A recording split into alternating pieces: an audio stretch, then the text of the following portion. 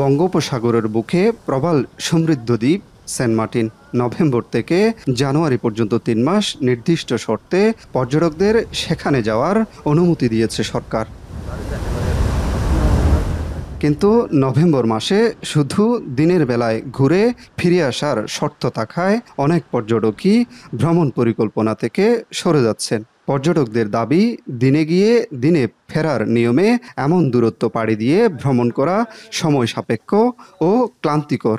Saint Martin এমন একটা দ্বীপ যেখানে হচ্ছে আপনি গিয়ে টাইম স্পেন্ডের জন্য যাবেন, সো এই টাইমটা আসলে তারা আমাদের থেকে কেড়ে নিচ্ছে। এটা মোটেও অবশ্যই ভালো না। ওইখানে গিয়ে যদি আমরা পার্সোনালিটি স্পেন্ড করতে না পারি সময়, ওইখানে আমরা নিজেদের মতো থাকতে না পারি, সময় কাটাতে না পারি, যাবো আবার চলে আসবো, আবার রেজিস্ট্রেশন করতে হবে, ওইখানে সর্বোচ্চ 2-3 ঘন্টা সময় পাবো। এই 2-3 ঘন্টা সময় তো একটা মানুষের রেস্ট করতেই চলে যায়। এ অবস্থায় প্রস্তুতি নিয়েও জাহাজ মালিকেরা নভেম্বরে জাহাজ না চালানোর সিদ্ধান্ত নিয়েছেন। তাই কক্সবাজার শহরের যে স্থান থেকে সেন্ট মার্টিনগামী জাহাজ ছাড়ার কথা, সেই নুনিয়ারচরা জেটি ঘাট প্রায় জনশূন্য। একটি টাকশিপ ছাড়া ঘাটে কোনো জাহাজ নেই জাহাজ যাত্রার কোনো নিরাপত্তা প্রস্তুতিও। নভেম্বরের দিনে গিয়ে দিনে আসার যে সিদ্ধান্তটা, এটা বলতে গেলে একটা তামাশা করছে পর্যটন শিল্পের সাথে যারা সংশ্লিষ্ট তাদের সাথে এবং ট্যুরিস্টদের সাথে। রাত যাপনের সুযোগ দিলেই তবেই সম্ভব, এটাই বাস্তবসম্মত। আমরা চালাইতে চাইলে তো পাবো না, ট্যুরিস্টরা তো যাবে না।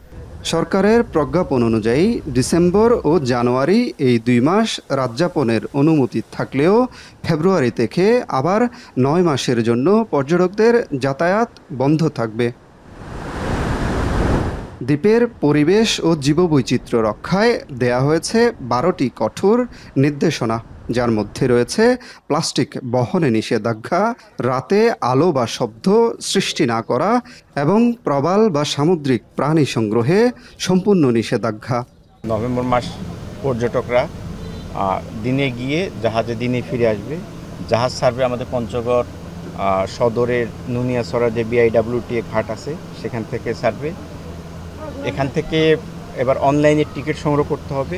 আমরা সেখানে জাহাজ ঘাটে BIWTA ঘাটের ওখানেই টিকিট চেকিং বা এই ধরনের পদক্ষেপ নিয়েছি ওখানে, এবং আপনার সেন্ট মার্টিন দ্বীপেও সেখানে পর্যটকদের যাতায়াত নির্বিঘ্ন করে সব ধরনের পদক্ষেপ নেওয়া হয়েছে। নভেম্বরে জাহাজ না চলায় আপাতত পর্যটন মৌসুমের শুরুটা ম্লান হতে যাচ্ছে সেন্ট মার্টিনে।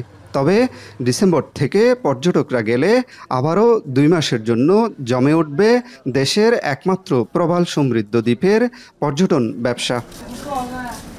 মনতোষ বেদজ্ঞ, এখন কক্সবাজার। 4 গুণ শক্তিশালী এনজাইম ও অধিক ফেনা সমৃদ্ধ অরিক সিলভার ওয়াশ মাত্র 70 টাকায়।